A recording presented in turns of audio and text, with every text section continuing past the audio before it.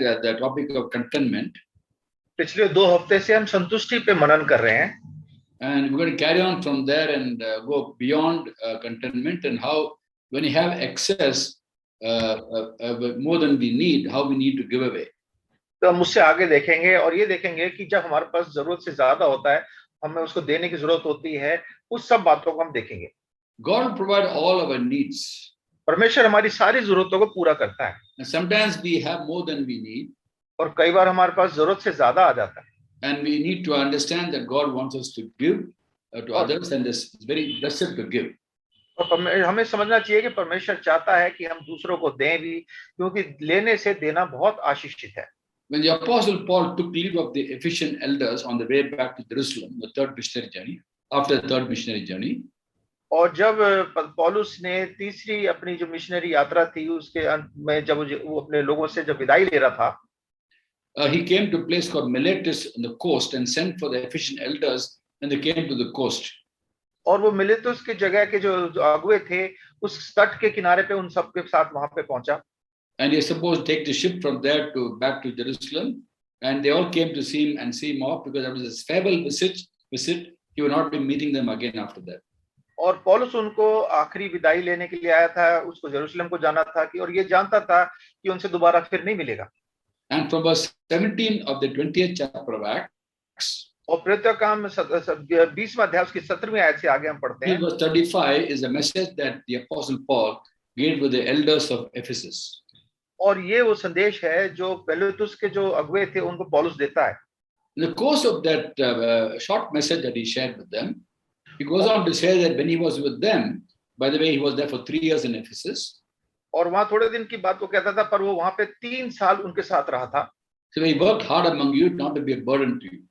और वो कहता है कि मैं, तुम जानते हो मैंने पहले दिन तुम्हारे साथ कितना परिश्रम किया है. And remembering the words of the Lord Jesus Christ, और यीशु मसीह के द्वारा जो परमेश्वर के जो काम थे उनको स्मरण करते हुए, he's quoting Jesus' words, और यीशु मसीह की बातों को दोहराता है in Acts chapter 20 verse 35. प्रेरितों का काम 20वां अध्याय उसकी 35वीं आयत में. It's blessed more to give than to receive. और वो कहता है कि लेने से देना धन्य है. A very profound statement. तो बहुत ही एक सामर्थी और ताकतवर एक बात है. The word blessed here actually means happy. Makarios is the word used, makario, which means happy. और धन्य जो है उसका यूनानी भाषा में मकारियो शब्द हुआ है, जिसका मतलब है बहुत खुशी से. Some people don't want to give and they feel bad to give because they feel they're losing something. और कई लोग देना नहीं चाहते, उनको बुरा लगता है, वो सोचते हैं कि हम कुछ दे रहे हैं तो हम कुछ खो दे रहे हैं अपना. Whereas when we are people who are godly and who are content, then we'll find joy in giving. पर अगर हम धर्मी लोग हैं, पवित्र लोग हैं, तो हम पाएंगे कि जब हम देंगे तो हमें आनंद मिलेगा, संतुष्टि मिलेगी. You know, in the first century church, it's written in Acts chapter 4 verse 34. और प्रेरितों का काम 4था अध्याय उसकी 34वीं आयत में पुराने जो कलीसिया थी उनके लिए लिखा है. No one had any needs. कि उनमें से कोई भी दरिद्र नहीं था. For whoever had land or possessions, with they sold what they had, gave to anybody who had need. क्योंकि जिनके पास भूमि या घर थे वे उनको बेचकर की हुई वस्तु का दाम लाते थे और प्रेरितों के पाम में रख देते थे. Something very difficult to people do today in today's 21st century. और 21वीं शताब्दी में अगर देखें तो ये बहुत मुश्किल है लोगों के लिए ये काम करना. That's how it was in the first century, at least in the beginning when the church started. पर जब कलीसिया शुरू हुई पहली शताब्दी में हम देखते हैं इस तरीके से था. So there's great joy in giving. तो एक बड़ा आनंद है देने में. Now, when it comes to, I'm going to talk about money first, then I'll talk about other things. Giving is not just money. Giving is also your time, your resources, what God has given you, you share with people. Anything that God gives when you share, we receive more from God. और ये देना सिर्फ धन ही नहीं है, अपना समय, अपना काम, अपनी और भी जो भी चीज परमेश्वर ने हमें दिया है, वो अगर हम दूसरों को देते हैं, उसके ऊपर आज हम देखेंगे. 2 Corinthians chapter 9 verse 10 says, दूसरा कुरिन्थियों 9वां अध्याय उसकी 10वीं आयत में हम पढ़ते हैं, He who supplies seed to the sower and bread for food will supply and increase your store of seed. जो बोने वाले को बीज और भोजन के लिए रोटी देता है, वह तुम्हें बीज देगा और उसे फलवंत करेगा कि तुम्हारे धर्म के फलों को बढ़ाएगा. We are like farmers. God has given us seed to sow, and as we sow, the more we sow, the more we get seed from God. और हम एक तरीके से किसान हैं, परमेश्वर हमें बीज देता है, जितना हम बीज बोएंगे उतना हमें फल मिलेगा. The one who supplies seed is the Lord to us. और जो बीज देता है हमें वो हमारा प्रभु है। And here actually the context is giving of financial resources. और यहाँ पे जो संदर्भ है अपने जो धन परमेश्वर ने हमें दिया है उसको देने की बात है। In fact, from verse 6 we read, और 6 आयत से अगर हम आगे देखते हैं, the Apostle Paul writes, पौलुस ऐसे लिखता है, remember this, whoever sows sparingly will reap sparingly. वो कहता है परंतु बात तो ये है कि जो थोड़ा बोता है वह थोड़ा काटेगा भी, Whoever sows generously will reap generously. और जो बहुत बोता है वह बहुत काटेगा।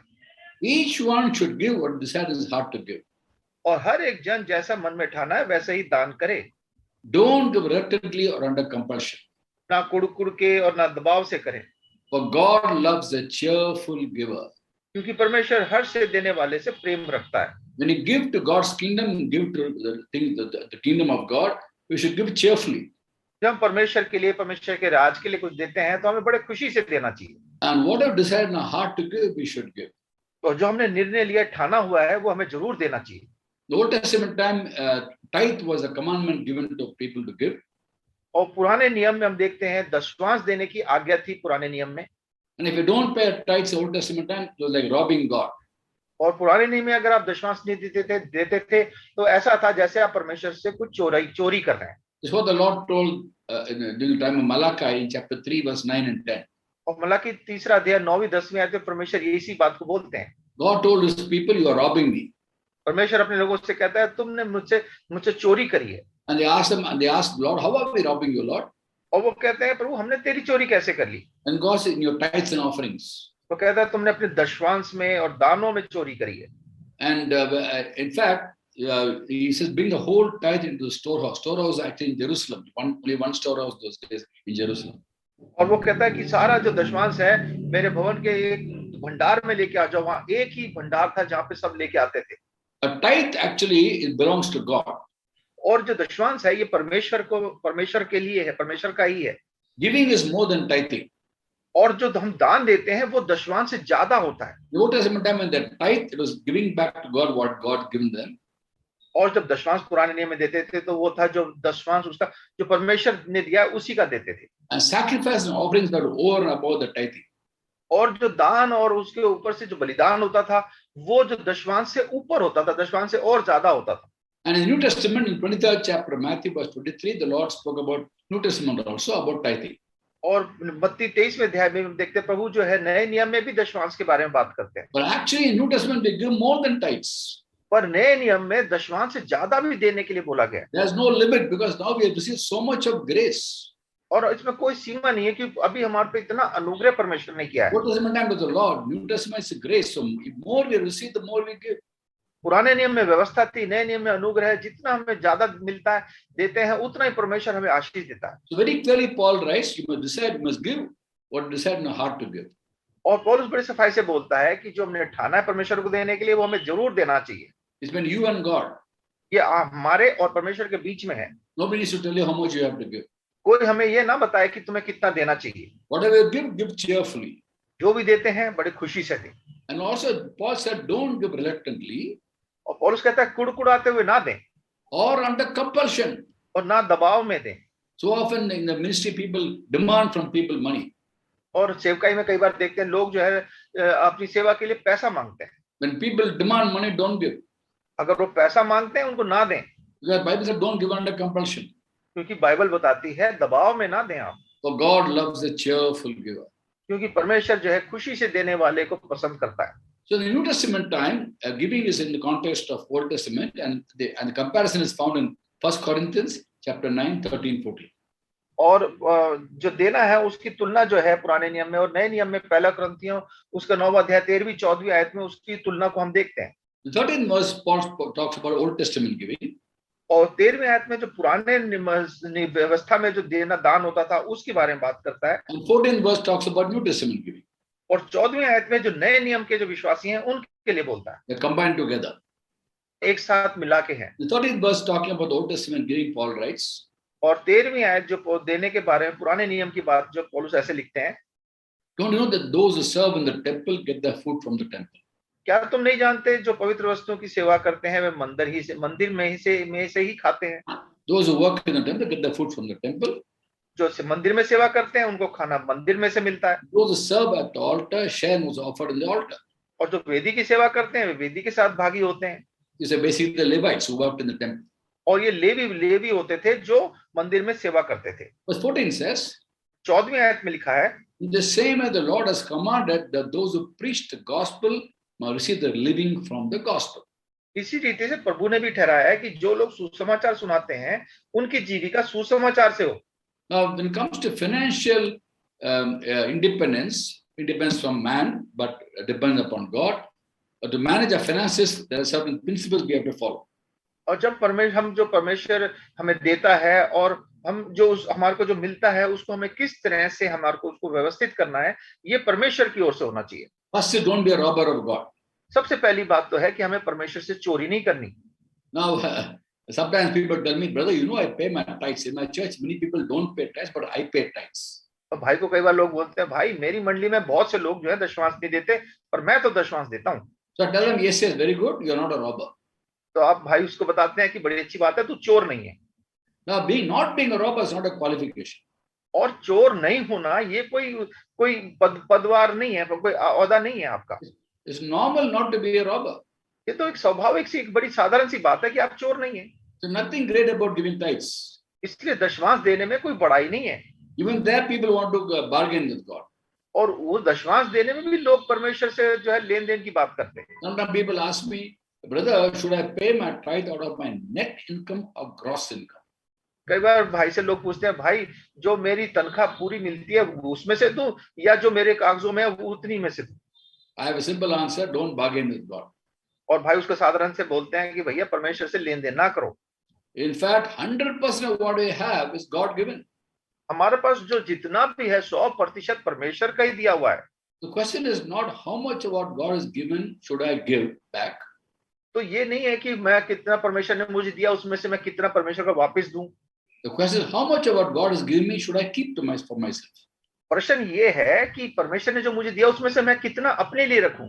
So first principle is pay your tax. सबसे पहला जो नियम है कि आप अपना कर दें। Second is if you come on the tax bracket, pay your taxes. अगर आप उस कर के दायरे में आते हैं तो अपना कर आप जितना बनता है उतना दें। Romans 13 chapter 7 talks about where revenue is due, pay revenue, but tax is due, pay tax. Romeo 13:7 में है कि जो हमारा हक बनता है कर देने का वो हमें देना चाहिए। The third principle is to clear your debts. और तीसरा नियम है कि हमारा जो कर्जा है उसको हमें पूरा उतार देना है। Romans 13:8 says, रोमियो 13:8 में लिखा है, let no debt remain outstanding. तुम में को किसी बात का कर्जदार ना होना, किसी बात में। Nothing wrong in borrowing money. किसी से कर्ज लेना इसमें कोई बुराई नहीं है।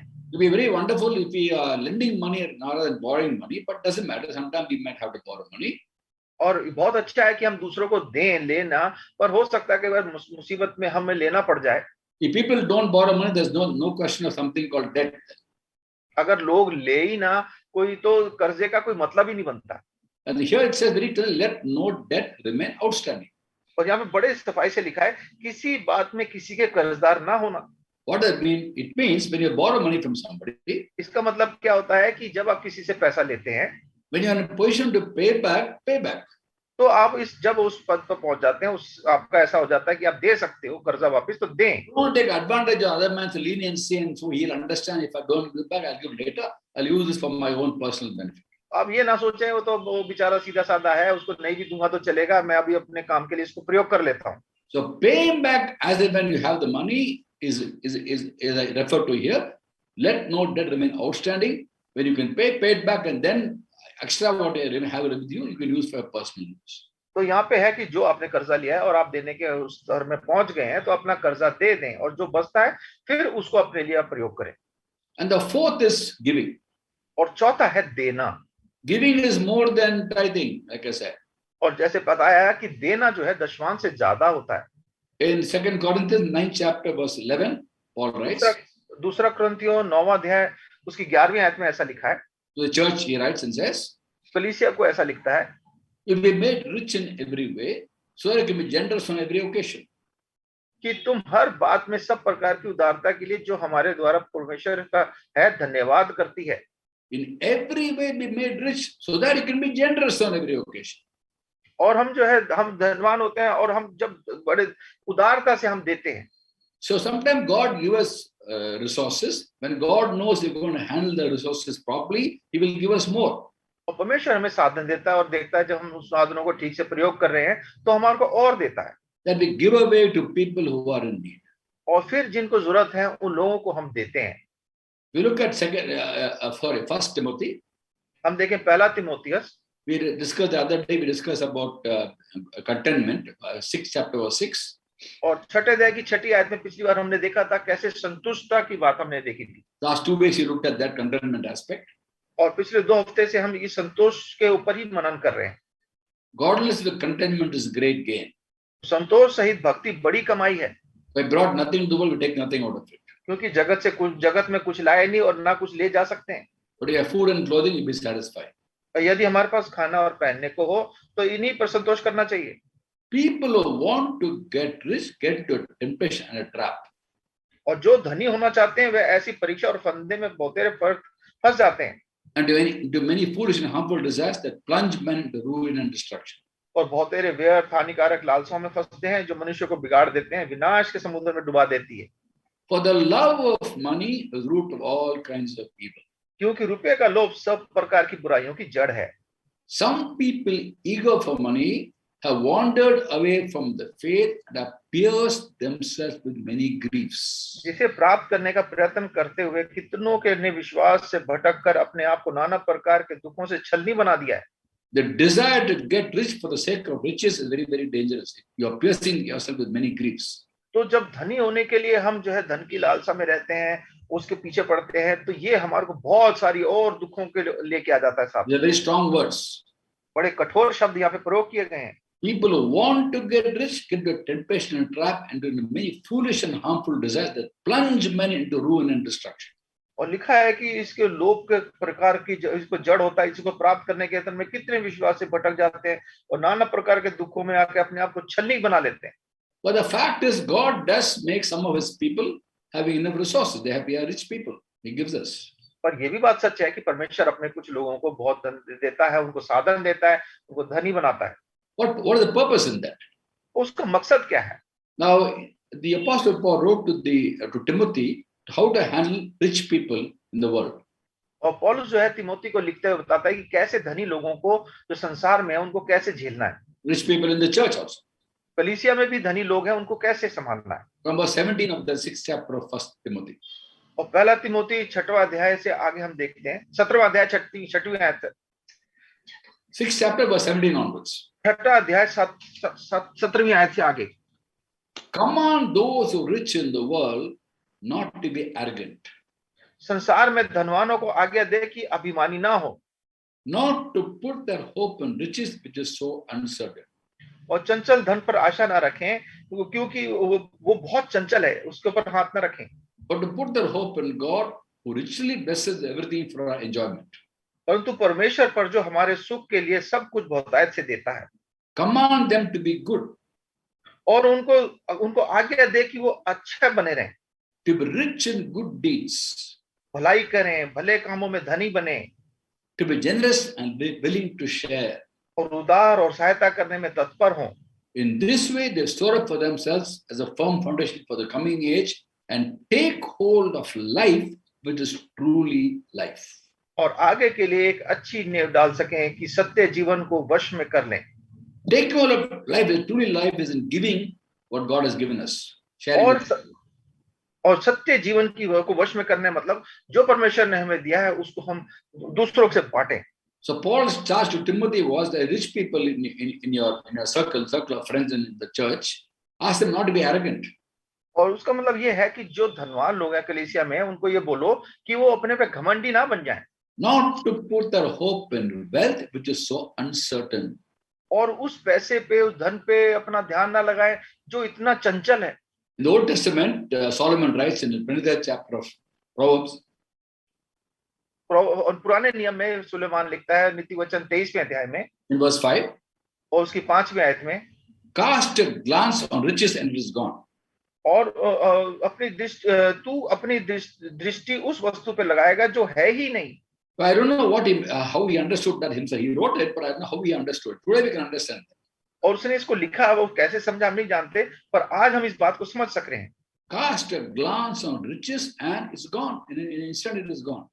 क्या वो अपनी दृष्टि उस वस्तु पे लगाएगा जो है ही नहीं, वो देखा और वो है ही नहीं, वहां पे गायब हो गई। How can that happen? ऐसा कैसे हो सकता है? Imagine you are in the stock exchange, Bombay Stock Exchange, मान लीजिए आप बॉम्बे स्टॉक एक्सचेंज में हैं or New York Stock Exchange. या न्यूयॉर्क स्टॉक एक्सचेंज में हैं, You got a lot of shares in the market. और आपने वहां पे बहुत सारे शेयर खरीद रखे हैं, And you find the indices going right to left. Even in TV, you find your share value going. और Right. आप देख रहे हैं कि आपका जो शेयर की जो कीमत है वो कैसे बढ़ती चली जा रही है। And suddenly you find that your share value is very, very high. और आप देखते हैं आपका जो शेयर की जो कीमत है वो बहुत ऊंची चली गई है। And then, okay, very, very happy to take a cup of coffee and sip coffee. और आप बड़े खुश हो जाते हैं, कॉफी पीने लगते हैं बैठ के मजे से। You take the cup, you take a sip, put it down, look again. आप एक सिप कॉफी लेते हैं और कप को वापस नीचे रखते हैं। It's a crash. The stock is crashed. इतनी देर में ही आपका सारा मार्केट जो है पूरा नीचे गिर जाता है। It's gone, and instant it is gone. एक क्षण में वो गिर जाता है। A crash in the market. पूरा मार्केट जो है शेयर का गिर गया। And so many rich people lose money, millions they lose just in a few seconds. और इस तरह से लोग जो है एक क्षण में अपनी सारे धन दौलत को खो देते हैं। Now remember what Solomon wrote. Did Solomon understand that? I don't think he understood that. There was no stock market those days. Suleman ने ये बात उस समय में लिखी, उस जमाने में तो स्टॉक बाजार होता ही नहीं था। Cast a glance on riches, it is gone. तू अपनी दृष्टि उस वस्तु पे लगाएगा जो है ही नहीं। Of course, it can also go up. वो हो सकता है बाजार और ऊपर चला जाए, But you should not put a hope in that, not put your trust in that. पर हमें उस पे अपना भरोसा, अपना सारा दिमाग उसी बात पे नहीं लगा देना, Shouldn't be arrogant, और हमें घमंडी नहीं हो जाना, but put your trust in God, who richly blesses everything for our enjoyment. और हम परमेश्वर पे भरोसा रखें जो हमारे को अपने हमारे सारे आनंद के लिए हमारे को अब बहुतायत से आशीष देता है। Nothing wrong in having money. पैसा होना इसमें कोई बुराई नहीं है, Money is not sin, पैसा कोई पाप नहीं है, but the love of money is root of all kinds of evil.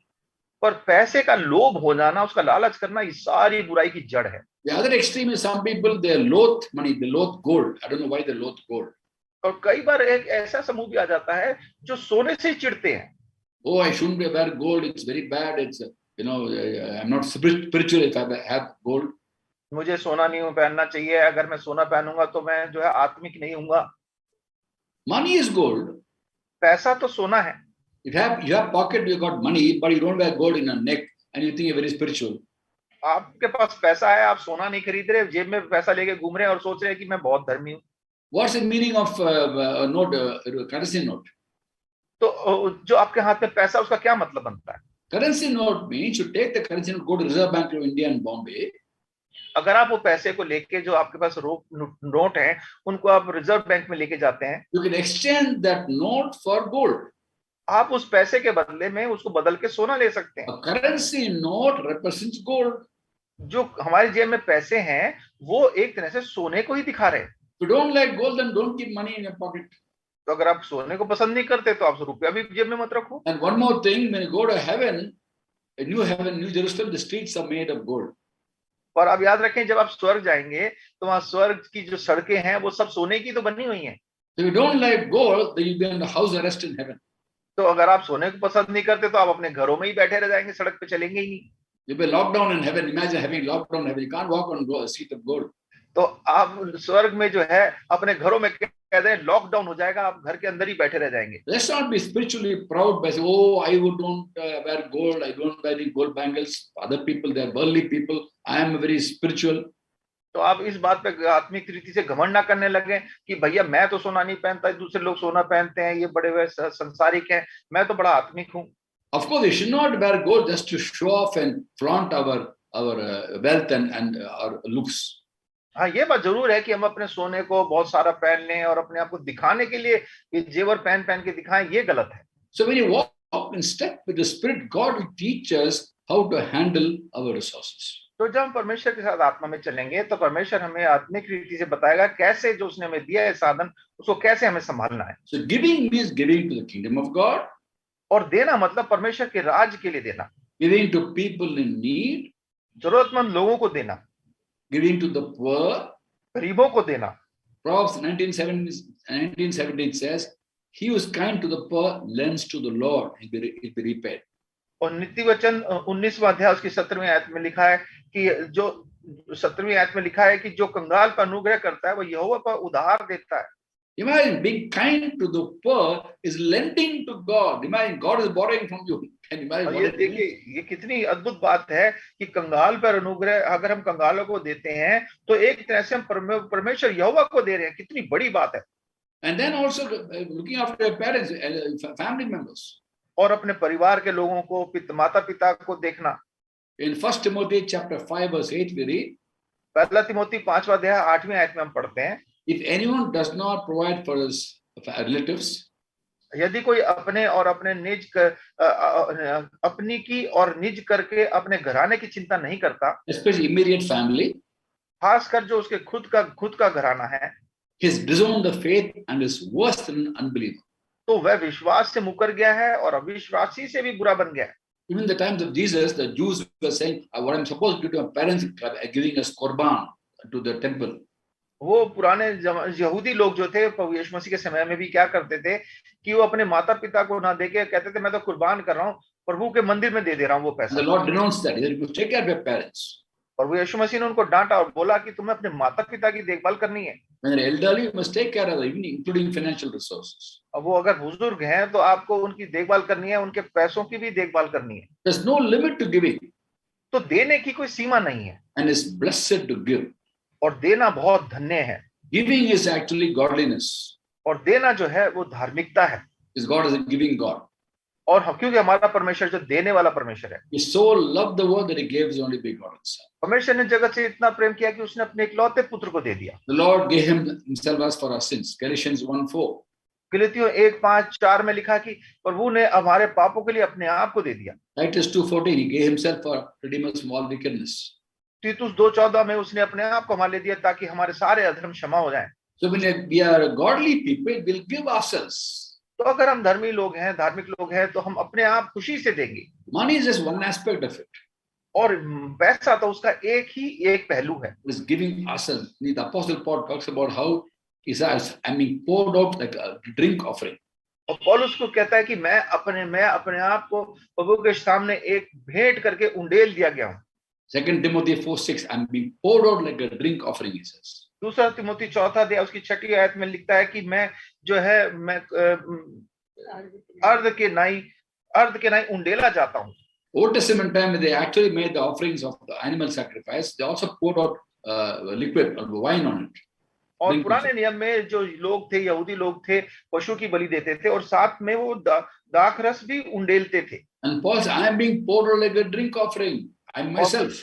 और पौलुस कह रहा है कि मैं जो है अर्ध की नाई उंडेला जाता हूँ. And this we do out of love for God. और ये वो परमेश्वर के प्रेम से हमें करना है. Now, apart from giving our resources, there's joy in giving what God has given you in terms of the word of God. और जब परमेश्वर के वचन की जहां तक बात आती है, जो परमेश्वर का वचन जो हमें मिलता है वो भी हमें दूसरों के साथ बांटना है. In terms of the gospel, primarily. खासकर सुसमाचार के लिए. And the key to growing in the knowledge of God is to make awareness of the knowledge of God. Repeat करना brother. To grow in the knowledge of God is to create awareness to people about how they can know God. और परमेश्वर के ज्ञान में बढ़ने का मतलब है कि हम लोगों को बताएं, सिखाएं कि वो कैसे परमेश्वर के ज्ञान में बढ़ सकते हैं. When we make Jesus known, we know Jesus even more. जब हम परमेश्वर को दूसरों से मुलाकात कराते हैं, बताते हैं परमेश्वर के बारे में, तो हम प्रभु यीशु मसीह को और जानते हैं. The more we share about him, the more we'll know him. जितना हम उसके बारे में बांटते हैं, उतना ही हम उसको जानते हैं. Again, going back to the principle of the seed, of the sower and the seed. और हम फिर उसी जान पे जो बीज बोने वाला और बीज के बारे में जो बात है उसको देखते हैं. Whatever God has given us, we share. जो परमेश्वर ने हमें जब परमेश्वर ने हमें जो दिया है उसको हम बोते हैं, हम और फसल काटते हैं.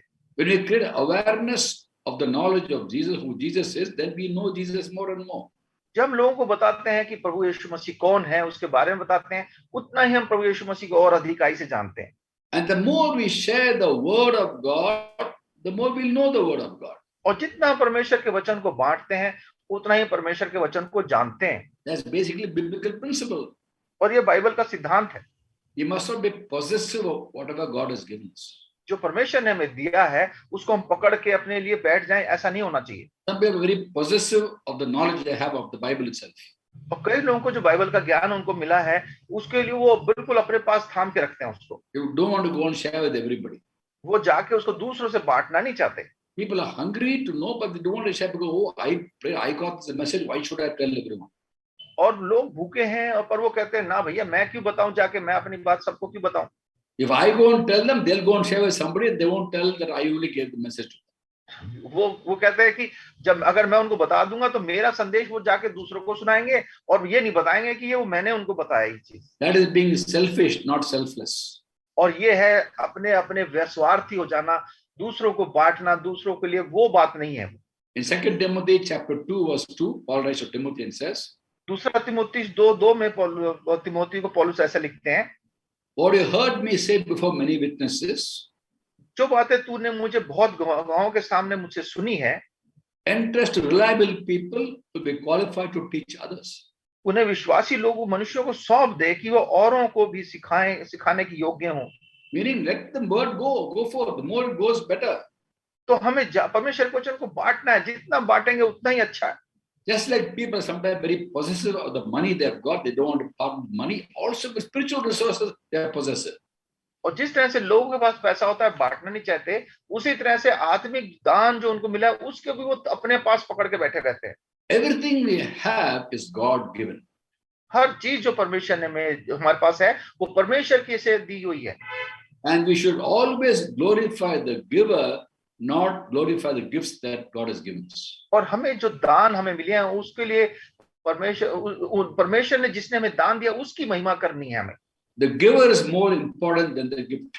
जो दान हमें मिला है उससे ज्यादा जिसने हमें दान दिया है वो महत्वपूर्ण है। The giver is all important. देने वाला सबसे महत्वपूर्ण है। And whatever gift God has given us, let us share with people. Let the others also be blessed. जो दान हमें मिले हैं हम लोगों से बांटें और ताकि दूसरे लोग भी आशीष पाएं। Now, sometimes people ask me also, brother, if you whatever we learned from you, can we go and share with other people? भाई से कई बार लोग पूछते हैं, भाई आपसे जो सीखा है क्या हम ये बात दूसरों को भी बांट सकते हैं? I say you must. भाई बोलते हैं कि जरूर, तुम्हें करना चाहिए। Should we tell them that you only told us these things? तो वो पूछते हैं क्या हम ये बताएं कि भाई राजकुमार ने हमें ये बातें बताई हैं? I said no need. भाई कहता नहीं, कोई जरूरत नहीं है इस बात की।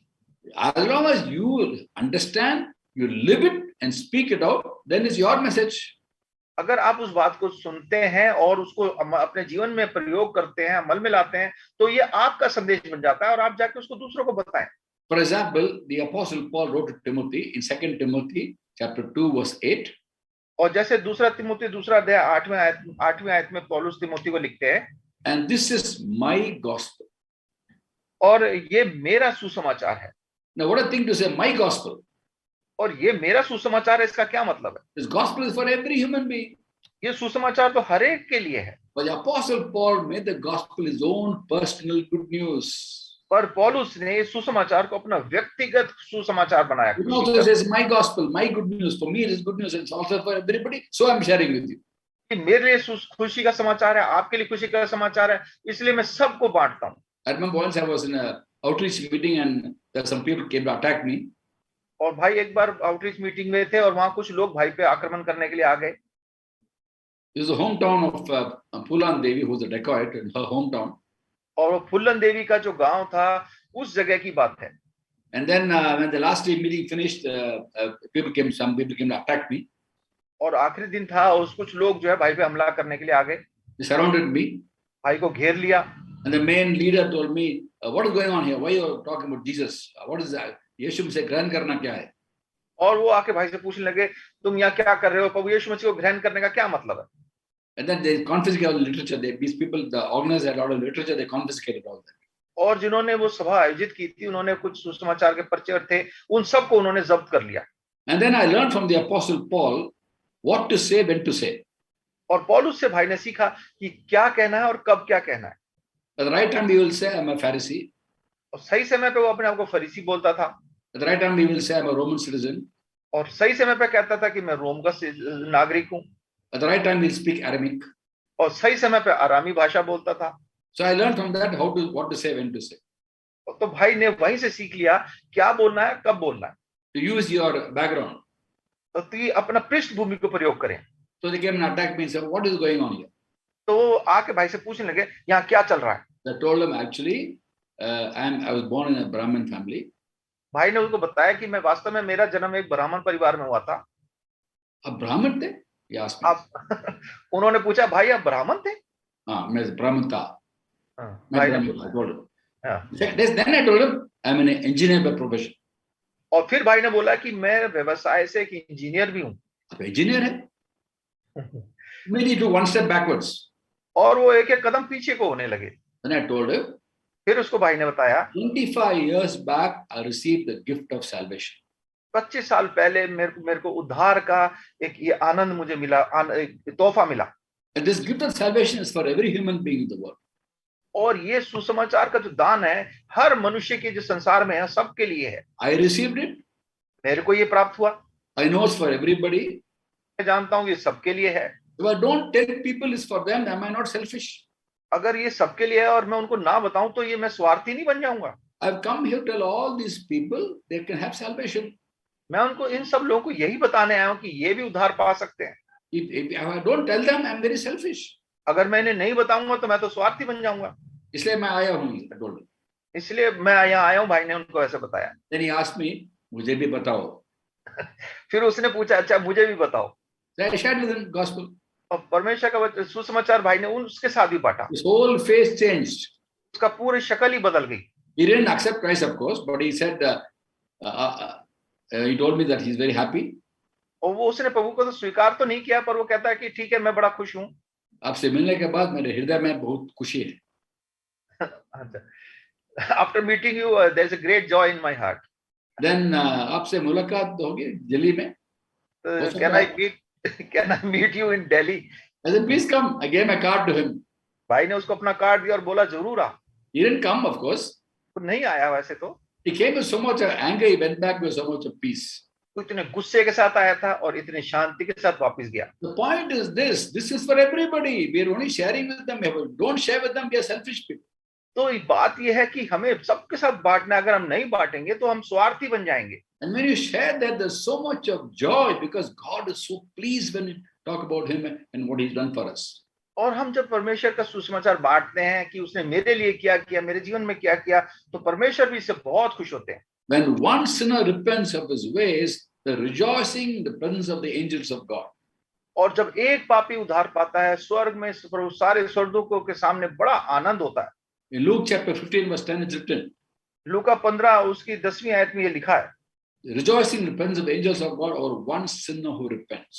इसी रीति से मन फिराने वाले एक पापी के विषय में परमेश्वर के स्वर्गदूतों के सामने आनंद होता है। When we share the word of God, जब हम सुसमाचार परमेश्वर का वचन बांटते हैं, the gospel, सुसमाचार and also the word of God, और परमेश्वर का वचन, God's word always blesses people. परमेश्वर का वचन हर समय लोगों को आशीष देता है। God's word always encourages people.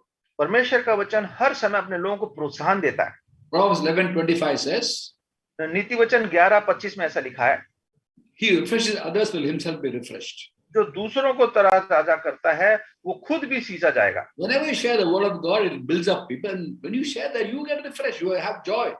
तो जब हम सुसमाचार दूसरों को बांटते हैं, वो खुश पाते हैं और खुशी होती है और हम भी आनंद पाते हैं। There's joy in giving the word, giving the gospel, in giving money. Everything God has given us, when you share, you have joy in giving, then you realize how much you're going to grow in the Lord. और तो हर चीज में जो परमेश्वर ने हमें दिया है, सुसमाचार उद्धार हमें जो दिया, वो भी जब हम बांटते हैं, जब हम देते हैं, तो हम जानेंगे कि कितना देने में, परमेश्वर के वचन को देने में कितना आनंद मिलता है। Once I was supposed to speak at the All India Medical Sciences auditorium. और एक बार ऑल इंडिया मेडिकल साइंस में भाई के ऑडिटोरियम में एक संदेश भाई को देना था। There were 1,000 doctors and nurses. वहां पे करीब 1000 डॉक्टर और नर्स वहां इकट्ठी हुई थी। Christmas time. क्रिसमस का टाइम था। They asked me to one church organization and said, "You must share the gospel." और एक ऑर्गेनाइजेशन ने चर्च के इस सभा को आयोजित किया और बोला कि आप सुसमाचार दीजिए। So the auditorium was packed. पूरा ऑडिटोरियम पूरा भरा पड़ा था। People of different religions were there. और अलग-अलग धर्म के लोग वहां इकट्ठे हुए थे। I was put in the front row. भाई को सबसे आगे अगली कतार में बैठाया था। I'm the only one sitting in the front row, by the way. और अगली कतार में भाई अकेले ही बैठे हुए थे। The whole auditorium was very dark. पूरा ऑडिटोरियम बिल्कुल अंधेरा था They were having some songs and the stage was lit up. और कुछ गाने चल रहे थे और जो स्टेज था उस पे लाइट रोशनी की हुई थी। This is many years back. काफी साल पुरानी बात है। And I felt a little bit insignificant to go and share with all these doctors and nurses. और अब भाई को लगने लगा कि ये डॉक्टर और नर्सों के सामने मैं तो बहुत छोटा हूं, मैं इनको कैसे सुसमाचार दूं। The meaning, what I meant was that this gospel is so such a treasure, such a profound truth it is. I'm going to handle the truth of the gospel. What a responsibility! तो भाई को ये लगने लगा कि ये सुसमाचार कितनी जिम्मेदारी है, कितनी सामर्थ्य है इसमें और कितनी सच्चाई है, और मेरे को ये जिम्मेदारी दी है कि इसको संभालने। Lord reminded me. परमेश्वर को परमेश्वर ने भाई को याद दिलाया In the auditorium, उस ऑडिटोरियम में ही there are angels कि स्वर्गदूत हैं यहाँ पे surrounding me, भाई के चारों तरफ, surrounding everyone there. और जितने वहां हैं सबको उन्होंने घेर रखा है। And they were going to rejoice when even if one sinner repents of his ways. और अगर इस भीड़ में से एक पापी भी मन फिराएगा तो ये सारे बड़ा आनंद मनाएंगे। I can imagine all the angels watching me as I go up the pulpit. और कल्पना कीजिए कि भाई पुलपिट पे ऊपर जा रहे हैं, सारे स्वर्गदूत भाई को देख रहे हैं, waiting for me to give an altar call. और भाई का इंतजार करें कि कैसे वो एक बुलाहट पापी को बुलाते हैं उद्धार पाने के लिए। And people respond to altar call, all then they're going to rejoice in heaven and hear God. और जब वो उद्धार पाने के लिए अपना हाथ उठाते हैं, आगे आते हैं बुलाहट को सुन के, तो कैसे में बड़ा आनंद होता है, सारे स्वर्ग में आनंद होगा। What a sense of responsibility. कितनी जिम्मेदारी का काम है ये। And that evening, about 800 people gave their lives to Christ. और उस रात को 800 लोगों ने परमेश्वर को अपना दिल दिया। Some of them from family joined the church also. और कुछ परिवारों ने तो कलीसिया में जुड़ गए। But it's God's work. I don't keep follow up, and I don't keep a record of how many people are. That I remember that from the auditorium. Otherwise, I don't keep a record. और भाई इसका लेखा जोखा नहीं रखते, वो तो उस टाइम सामने आ गए थे लोग बुलाहट के समय, इसलिए उसका रिकॉर्ड भाई को याद है वो। There's great joy in giving. Whatever God has given us, let us cheerfully give away, and our reward is God Himself.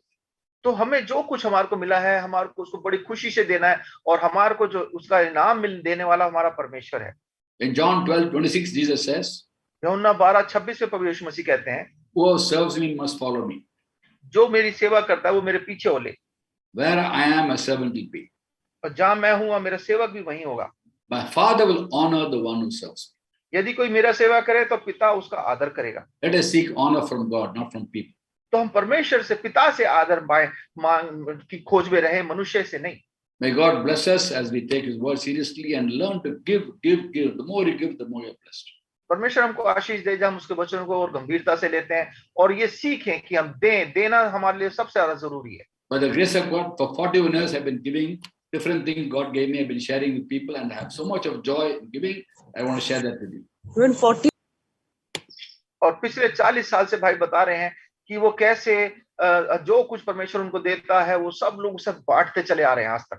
The main thing is God's word, sharing God's word and the और gospel. सबसे महत्वपूर्ण है कि परमेश्वर के वचन को बांटना। God bless each one of us. परमेश्वर हम सबको आशीष दे। We're going to